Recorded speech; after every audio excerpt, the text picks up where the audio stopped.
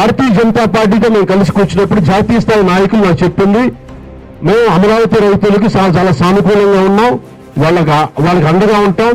వచ్చిన ప్రతిసారి రాజధానిని మార్చుకుంటూ అంతకుముందు గత ప్రభుత్వం చేసిన పాలసీలు మార్చుకుంటూ వెళ్ళిపోతే పాలన బలహీన పడిపోతే అలా జరగలేదు అని చెప్పి నాకు మాట్లాడిన తర్వాతే నేను వాళ్ళతోటి కలిసి వెళ్ళడం జరిగింది. అలాగే ఇక్కడ ఉన్న రైతాంగానికి కానీ రైతు కూలీలకు కానీ ప్రతి ఒక్కరికి నేను మీకు భరోసా ఇస్తున్నాను.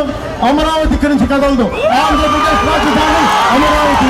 భారతీయ జనతా పార్టీతో తిరిగి పొత్తు చేసుకున్నప్పుడు పెట్టిన మొదటి లైన్ ఏంటంటే ఆంధ్రప్రదేశ్లో అమరావతి రాజధానిగా ఉండాలి అని చెప్పాను. అగ్రనాయకత్వం సమ్మతించి నేను మాట్లాడాను. ఆ రోజున జాతీయ అగ్రనాయకత్వం ఒప్పుకుంది ఆంధ్రప్రదేశ్ రాజధాని అమరావతి అని చెప్పి. భారతీయ జనతా పార్టీ కూడా ఒకటే మాట చెప్పాం, మేము అమరావతి అనేది శాశ్వత రాజధాని ఆంధ్రప్రదేశ్కి అమరావతి, మేము దానికి కట్టుబడి ఉన్నాం, మీరు కట్టుబడి ఉన్నారా? మీకు మేము ఈరోజు మాటిస్తున్నానమ్మా మీ అందరికీ. రేపు నేను పొద్దున్న ఢిల్లీ పోతున్నాను, నేను ఒక్కడైతే మాటిస్తున్నాను, అమరావతి అయితే ఇక్కడి నుంచి కదలదు. ఇక్కడి నుంచే చెప్తున్నాను, ఢిల్లీ నుంచి చెప్తున్నాను. 5 కోట్ల మంది ప్రజలకి మేము మాటిస్తున్నాం, అలాగే రైతులకి మాటిస్తున్నాం. అమరావతి అనేది ఆంధ్రప్రదేశ్ రాజధాని, శాశ్వత రాజధాని. మిగతా రాజధాని మొత్తం ఇక్కడే ఉండాలి అనేది మనస్ఫూర్తిగా నేను నిర్ణయించుకున్నాను ఇక్కడే. అలాగే అదే భారతీయ జనతా పార్టీ విధానం కూడా నాకు చెప్పింది. మీరు భయపడాల్సిన అవసరం లేదు, అమరావతి ఇక్కడే ఉంటుంది, అమరావతి ఇక్కడి నుంచి కదలదు, మీకు సంపూర్ణమైన న్యాయం జరుగుతుంది. అనౌన్స్మెంట్లు చేసుకుని రేపు పొద్దున మేము మార్చి నుంచి మేము ఉగాది నుంచి అటు మార్చులు ఏదైనా మీరు చేసుకోండి, తిరిగి ఎక్కడికి వెళ్ళిన రాజధానిలో తిరిగి తీసుకొచ్చి ఇక్కడ అమరావతిలో పెట్టేసేద్దాం.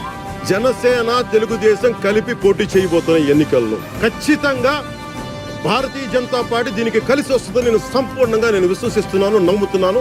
అదే జరుగుతుంది.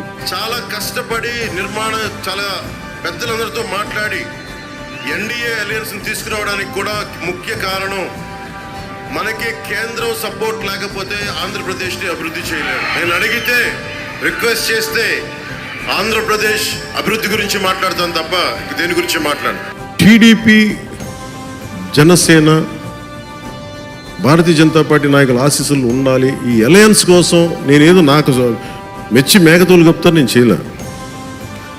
ఆంధ్రప్రదేశ్ అప్పుల్లో కూరుకుపోయిన ఆంధ్రప్రదేశ్కి, అభివృద్ధికి దూరంగా ఉన్న ఆంధ్రప్రదేశ్కి నేను ఒకటే 2 చేతులు పెట్టాను. సార్ మా రాష్ట్రం సార్, ప్లీజ్ సార్, ప్లీజ్, ఇంతే. దండం పెట్టి ఈ రోజు జరిగింది.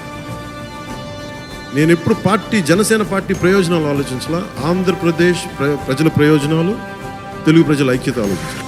బీజేపీతో పొత్తులో ఉన్నారు. మళ్ళా అక్కడ ఒక మాట చెప్పాడు, నేను బీజేపీతో పొత్తుంది, వ్యతిరేక ఓటు చేయడానికి వీలు లేదు, కాబట్టి పొత్తు మాత్రం తెలుగుదేశంతో ఉంటుంది, బీజేపీని కూడా ఒప్పించి అలయన్స్ లేకి తెస్తామని చెప్పిన వ్యక్తి పవన్ కళ్యాణ్ గారు. ప్రజలు గెలవాలి,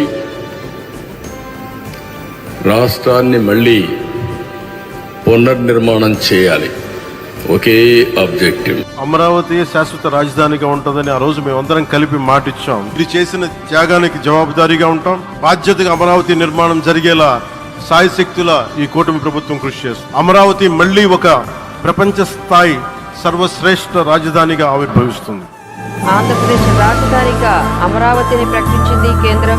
అమరావతికి చట్టబద్ధత కల్పిస్తుంది కేంద్రం. రాష్ట్రపతి సంతకం తర్వాత కేంద్ర న్యాయశాఖ గెజిట్ విడుదల చేసింది.